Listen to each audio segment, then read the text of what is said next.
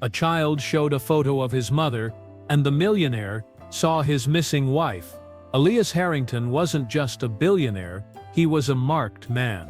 At 42, the owner of a European technology empire, he had everything money could buy, except what his heart desired most: answers. 7 years ago, his wife Isabella disappeared without a trace.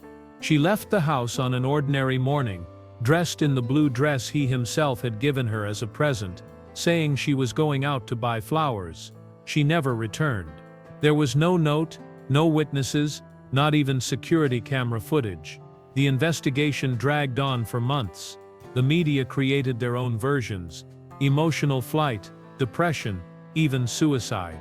But Elias refused to believe it. Something inside him screamed that Isabella was still alive.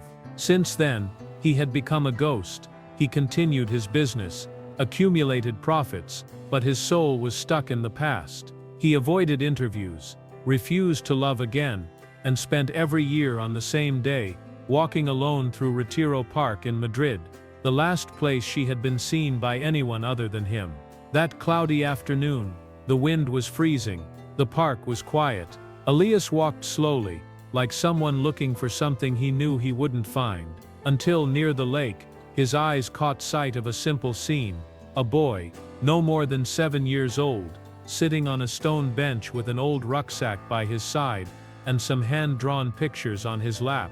The boy looked at the people passing by with a mixture of hope and tiredness. He was wearing worn but clean clothes. He had a dark cap covering part of his brown hair, and held a drawing as if it were a treasure. Something about that child moved Elias, perhaps the look in his eyes, perhaps his posture, or perhaps a dormant instinct inside him. He approached slowly, and took a note out of his pocket. "Did you draw this?" he asked softly. The boy nodded, with a small smile. "Yes, my mother taught me. She draws much better than I do." He paused, then added, "Would you like to see a picture of her?" Before Elias could answer, the boy pulled a folded photograph out of his coat pocket, and handed it over without ceremony, and time stood still. Elias' heart skipped a beat. His eyes, experienced and tired, fixed on the face of the woman in the photo. His breathing stopped. It was Isabella, thinner, paler, but unmistakable. The same sweet smile, the same serene look. The ground seemed to disappear beneath his feet. For years, he had looked for this woman at airports, clinics and borders, and now, her image was in the hands of some child in a public park, a child who seemed to have his eyes. Trying to remain calm, Elias asked, "And where is your mother now?" "At home," replied the boy. "But she doesn't like going out. She says she doesn't trust rich people." Elias felt a pressure in his chest. At that moment, he knew that nothing in his life would ever be the same again. The question now was no longer where is she, but why did she run away, and what else was she hiding? In the village of San Bartolomé, a forgotten town 3 hours from Madrid, time passed slowly. The stone houses withstood the wind, the streets were dirt, and the neighbors knew each other by name, and by their pain. It was there that Isabella Duarte, now known only as Belén, rebuilt what was left of her life. She dressed discreetly, avoided talking about her past, and told everyone she was a widow. No one knew where she came from, and no one asked. The kind of silence that only exists in places where everyone has something to hide. The house was simple, but welcoming. In the living room, handmade paintings filled the walls with color. Belén made a living from art. She sold paintings to tourists, restored old furniture, and proudly taught little Matthias to draw. Every morning, she would prepare coffee and fresh bread with marmalade, put on her apron, and start painting. Sometimes he would stop and stare at the window for long minutes. Her eyes would wander over the horizon, as if expecting a ghost from the past to appear at any moment. And she waited, not by choice, but out of fear. For years, she had been carrying the same nightmare, the door opening, a man in a suit coming in, and taking her son away. That's why she didn't use her real name. That's why she lived far away from everything. That's why she never let Matthias have contact with cell phones, the internet, or anything that might reveal too much. But that afternoon, she felt something strange, a tightness in his stomach, an uneasiness in the air. Matthias was taking longer than usual to return from the park where he used to sell drawings. She looked at her watch. More than an hour late. She got up, grabbed her coat and was about to leave when she heard the door open. "Mum," he said, coming in with his cheeks flushed from the cold, and his eyes shining with excitement. She ran up to him. "Where were you, mi vida? I was worried. I met a nice man. He bought my drawing, and asked me about you. So I showed him the picture." Isabella's blood ran cold. "What picture?" The one I keep in my pocket. The one you told me never to lose." She felt the world spin. She leaned back in her chair for a moment, trying not to faint. Did he say something? Oh. He just kept quiet, but he seemed very surprised. Ah. His name was Elias. The last word came out like thunder. The name she hadn't heard out loud for 7 years. The name she swore she would never utter again. The name of the man who still lived inside her. In the memories, the traumas, the feelings she tried to bury under layers of silence, her heart began to beat fast. Her hand trembled slightly. She knew he was coming. She knew that now everything was about to change. Elias barely slept that night. The image of the photograph that the boy had shown him never left his mind. Isabella's features were still vivid in his memory. The serene smile, the restrained expression, same way of tilting her head when she looked at someone sweetly. But now, mixed in with all this, there was something new. The image of the boy, Matthias. There was something in his eyes that made him uneasy. It wasn't just that he looked like her. It was more than that. It was familiarity. Reflection, an echo. Deep down, Elias already knew. The boy wasn't just a fluke. There was blood between them. The next morning, he returned to the park early, dressed simply, without security, without a driver, as if to erase any trace of his fortune. He spent hours circling the benches, looking at every child, every mother, every group. He asked street vendors, a gardener, even a policeman on patrol. "Did you see a boy selling drawings yesterday?" He repeated patiently. The answers were vague. "Oh, lots of kids sell things around here. One with a red cap, or was it blue?" With each negative answer, his anguish grew. Almost giving up, he sat down on the same bench where he had seen the boy the day before. He looked around. Nothing. Then she saw something lying on the ground near the flower bed. A torn leaf with the corner bent. He picked it up carefully. It was a child's drawing. A small house, with a woman in a dress holding a boy's hand. Behind the leaf, a name scribbled in pencil. "For Mama, from Matthias." Elias closed his eyes. A whirlwind of emotions hit him. She was alive. She had a son, and that son was his. For all those years he had thought of 1,000 scenarios. Whether she had been kidnapped, whether she had died, whether she had run away out of fear, but nothing made sense, until now. He stood up decisively. She picked up her cell phone, and called the one man she had always trusted in silence. Ramiro, her personal assistant for 2 decades. "I need you to find a boy called Matthias, who goes to Retiro Park with his mother. She may go by another name, but her real name is Isabel Duarte." "Any more information, sir?"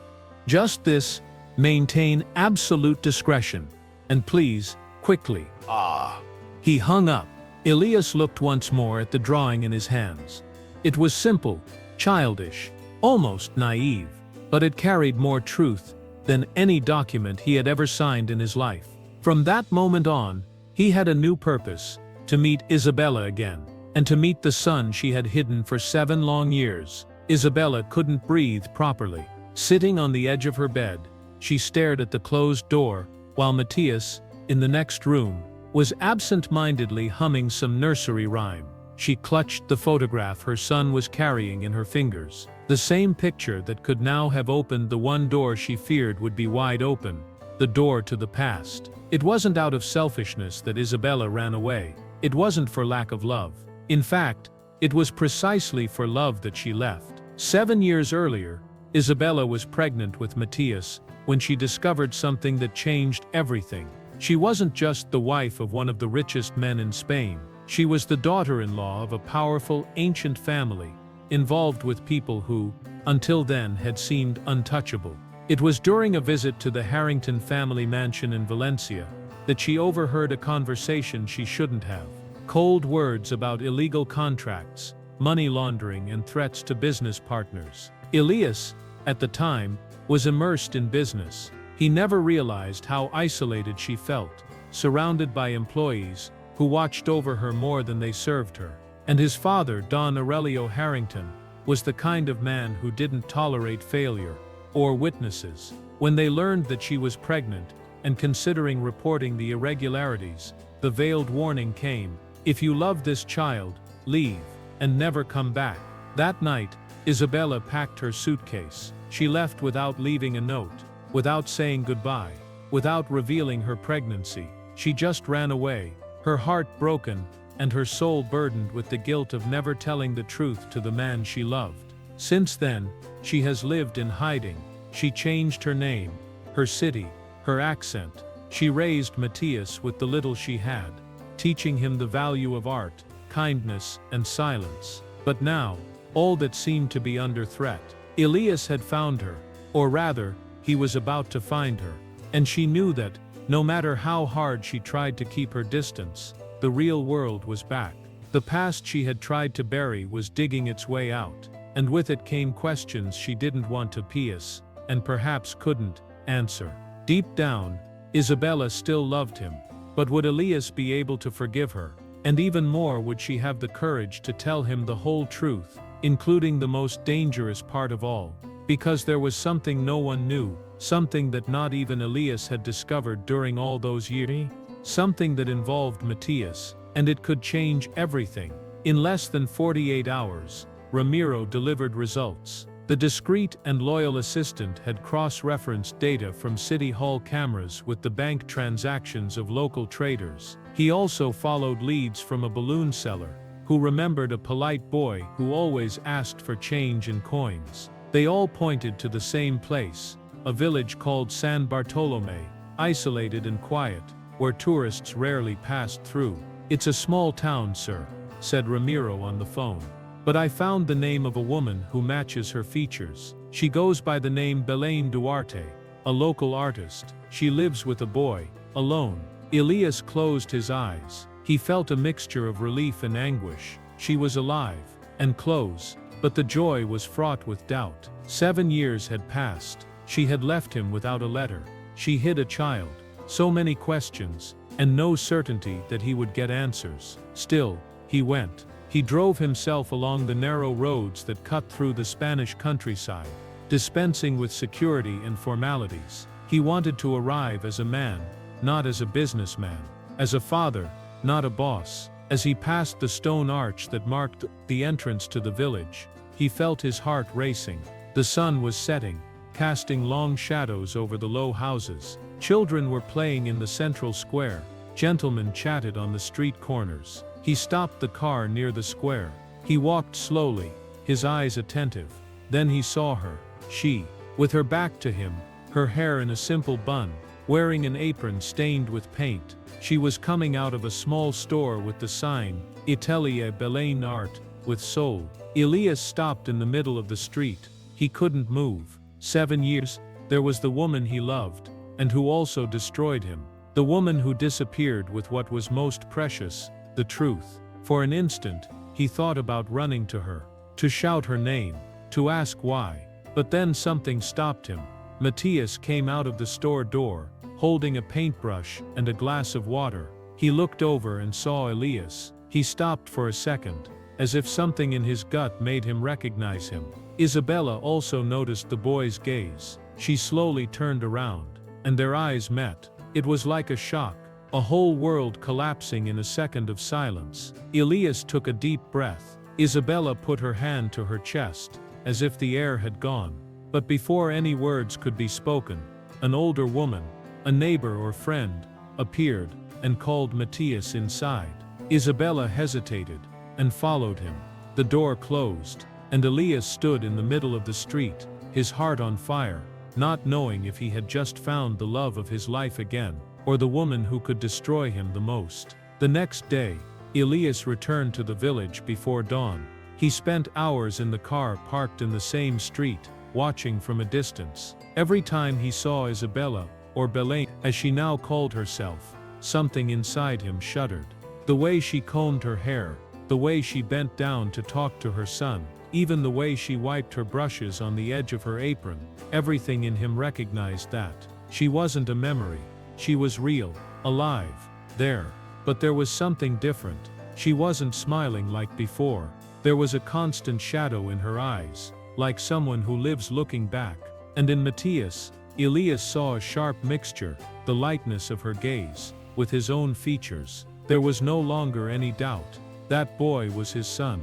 On the afternoon of that same day, when he saw Matthias going out with an older neighbor, perhaps for a lesson or a walk, Elias took advantage. He got out of the car. He crossed the street with slow but steady steps. He stopped in front of the studio door.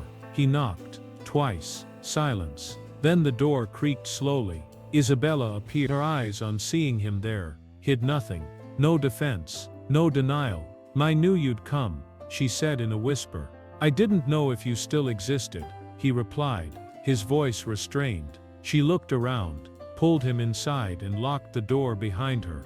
The studio was simple but beautiful.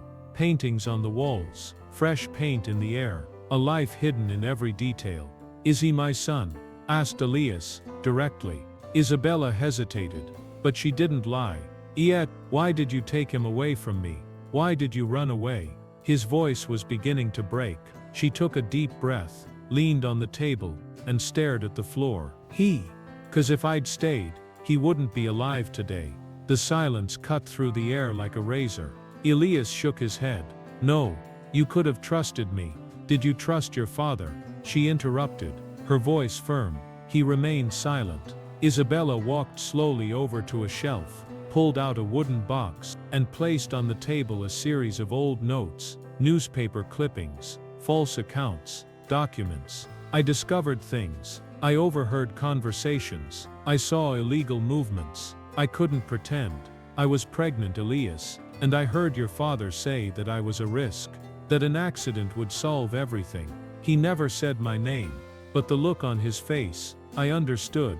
Elias ran his hand over his face. The shock came not only from the pain, but from the realization that she had never been weak. She was brave. "You could have told me. You were blind. Buried in the family business. And all I could think about was protecting my son. Our son." The two of them stared at each other. 7 years of silence. Pain, longing, and guilt compressed into a single moment. Isabella continued. "I didn't ask you to forgive me. But now that you know, please don't take him away from me."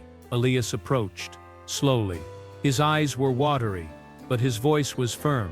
"I didn't come to take anyone away. I came because I spent 7 years waking up to an emptiness that had your name on it. And now I've discovered that this emptiness was bigger than I imagined." "Elias," he interrupted her, lowering his voice, "I just want to know who you've become, and to meet my son." Time seemed to stop again. But this time, there was no anger in the air. There was pain, there was love, and there was something yet to come. The next day, the studio was closed. Isabella didn't have the courage to open the doors or pick up her brushes. She felt exhausted, as if every muscle in her body had absorbed the weight of the last 7 years in just a few hours. Elias respected her time, but he didn't leave. He stayed in the only inn in the village, without giving his real surname, without showing his fortune, just waiting. He walked around the square, read an old newspaper in the coffee shop, and sometimes, without meaning to, he looked up at the studio window, like someone waiting for a sign, but he didn't force it. On the afternoon of the third day, the signal came. Isabella appeared at the gate of the inn. Her hair was loose, her expression tired but firm. "He wants to meet you." Elias stood up immediately. "Did you tell him?" She shook her head. "Not everything, but enough." A few minutes later, they were in the backyard of the studio. It was a simple space, with clay pots, paintbrushes, immersed in jars and toys, scattered on the floor. Matthias was sitting on a low chair, drawing. When he heard footsteps, he looked up. He remained motionless for a moment. Then he pointed at the drawing, and said, without getting up, "It's you, isn't it?" Elias stopped. He didn't know whether to smile, cry or kneel. "Yes, it's me. My mother said you were my father, but she couldn't tell me before." Elias bent down without touching him. "That's true, and I'm sorry about that." Matthias looked at him with big eyes. Then he sharpened his pencil. "Can you draw?" Elias smiled. "Barely." The boy thought for a few seconds, then held out a clean piece of paper. "You can try." "That's it. No hug, no tears, no big words, just a gesture, a piece of paper, a shared space." Isabella watched from afar, leaning against the doorframe, holding her breath.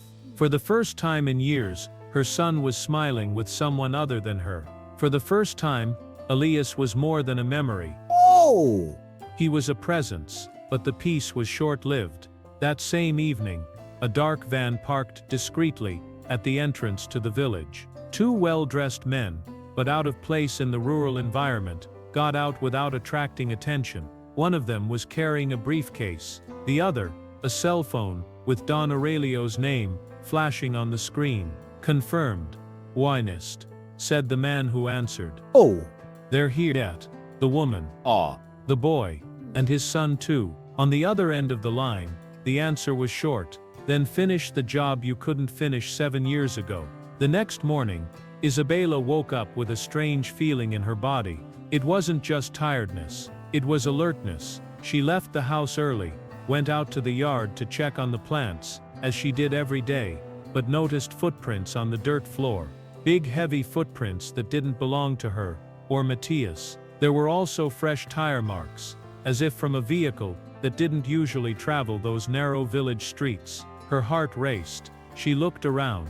No one, but the air was thick. She knew when she was being watched. She walked back into the house with quick steps, and locked the door. Matthias was still asleep in his room, hugging a pillow with a cartoon face on it. Ah!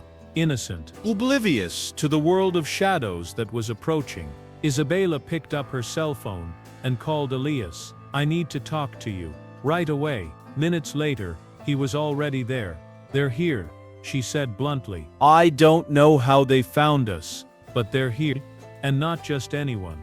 They're your father's men. I'm sure of it." Elias remained silent for a few moments. The truth he had feared was beginning to materialize before his eyes. "Did you think he was still behind it?" Oh! he asked, almost in a whisper.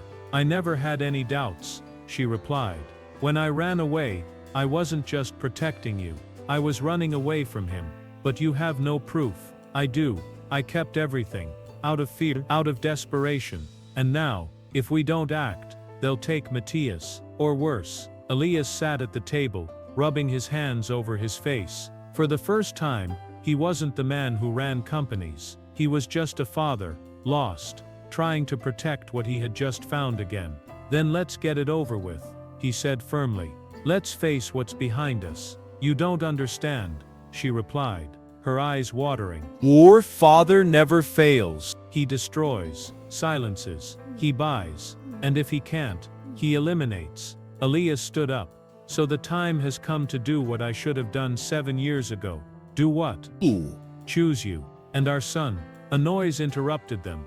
Outside, a dark car drove past too slowly, as if it wasn't looking for direction, but for a target. Isabella ran to the window, and recognized one of the faces. "It's him, one of the men who were following me in Valencia." "We need to get out of here," said Elias. "Now." She nodded, her eyes steady. Ah! She went into the bedroom, gently woke Matthias and whispered, Oh! "Let's go on an adventure, son. But it's a secret, okay?" The boy smiled sleepily. Oh! "In adventure." She kissed his forehead. "The greatest of them all." The road cut through the Spanish countryside like a forgotten scar. As the car moved between mountains and dry fields, Elias drove in silence. Next to him in the back seat, Isabella watched the road with attentive eyes, and Matthias slept with his head against his backpack, hugging a sketchbook. "Is he all right?"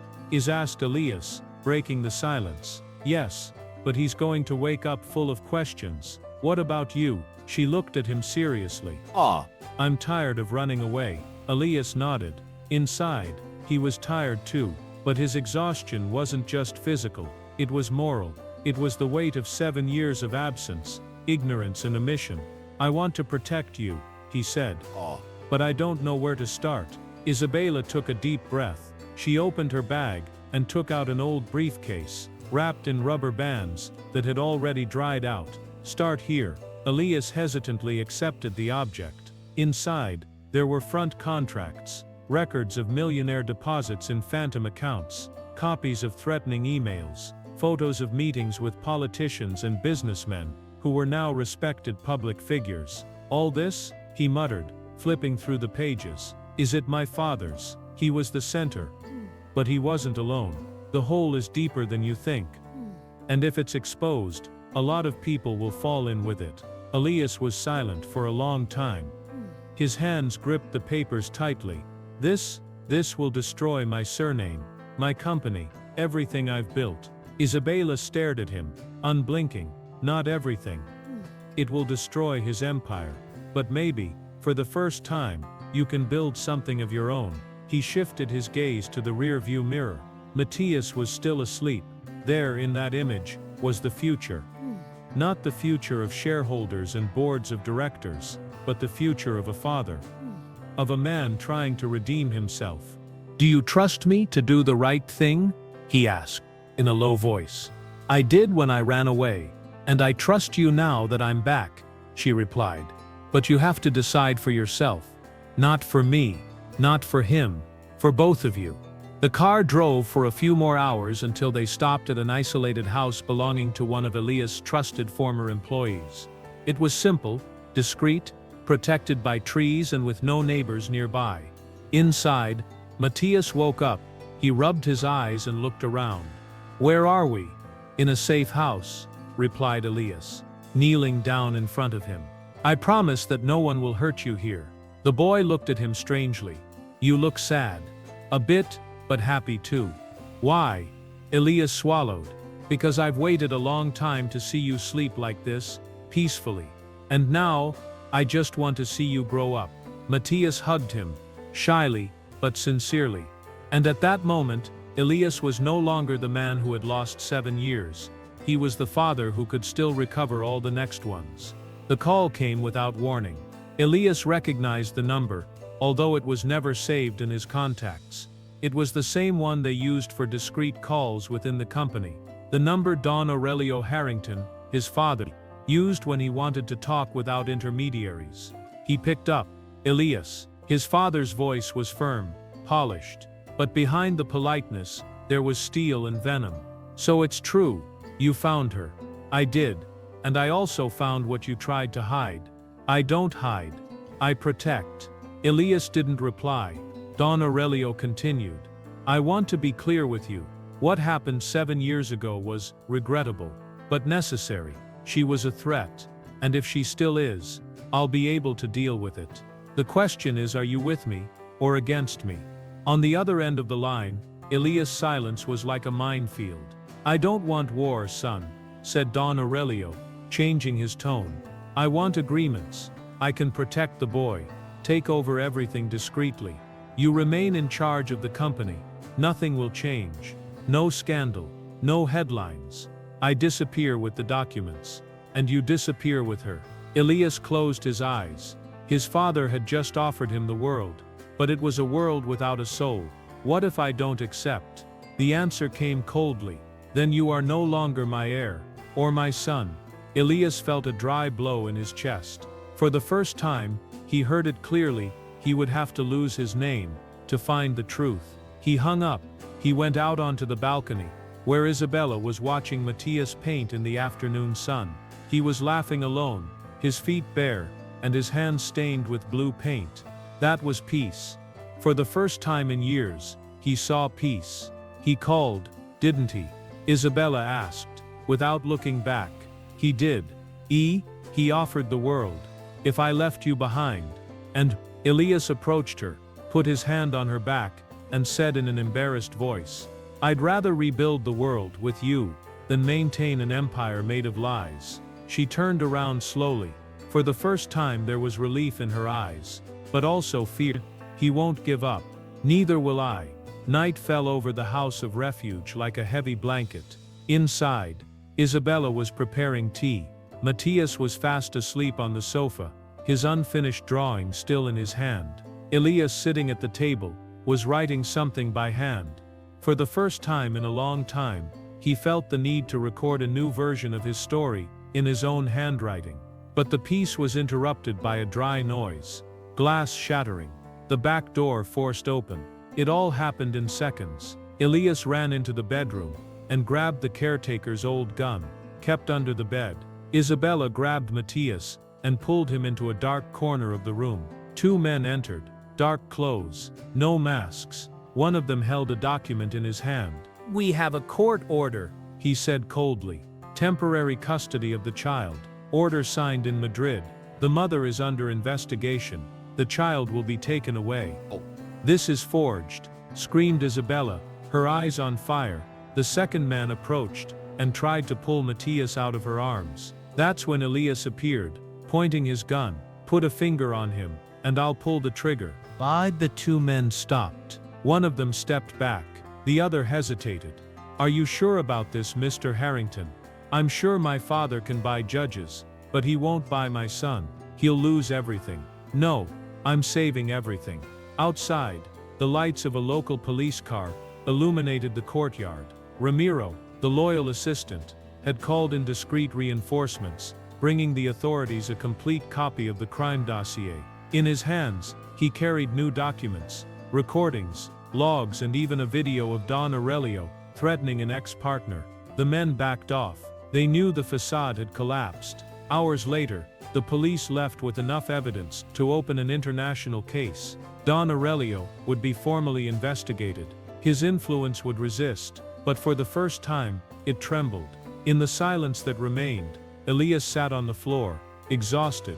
Matthias approached, a blanket in his hands. "Is everything all right now?" Elias pulled him close. "Yes, because I'm not going to let them take you away from me anymore." Isabella watched them in silence. It wasn't the end, but it was a rebirth. The empire of lies was crumbling, and in its place, a new family was beginning to flourish. 2 years passed. The old house in the village was renovated. Isabella's studio now had large windows, a flower greenhouse next door, and an easel where Matthias drew every day after school. Elias had officially left the presidency of the Harrington Company. He had sold his share, donated half to social projects, and the rest, he used with purpose. No one in the village called him a millionaire. He was just Elias, the man in the square, who took his son to school, and helped push the baker's truck up the toughest climbs. The scars of the past were not gone, but now they had a name, shape, and meaning. They were memories. They were learning. One afternoon, sitting in the flower garden, Isabella turned to him. Have you ever wondered how all this began? Elias smiled. A boy, a drawing, and a photo. Matthias, now 9, looked up from his notebook and said, "And a mother who never gave up."